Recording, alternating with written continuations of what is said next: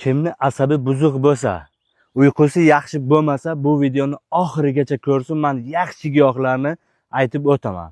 Qaranglar. Birinchi o'rinda hamma joyda o'sib yotadigan zivraboy o'tini olasiz. Ikkinchi o'rinda tog' kiyko'tisini olasiz. Toza kiyko'tisi mana hamma joyda o'sib yotibdi.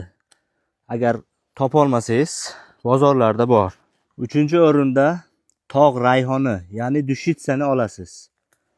Dushitsani mana shu 3 ta narsani damlab ichsangiz bor-ku, manaman degan uyqu, xudo xolasa uyqusi yo'q, stressda yuradiganlar, miyasi charchaganlarga davo bo'ladi mana shu 3 ta narsa.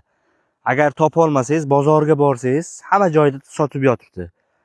Zirachilar, giyohchilar sotadi. Topa olmasangiz, bizni bozor, Chorsu bozoriga borsangiz, qurib turganlari bor.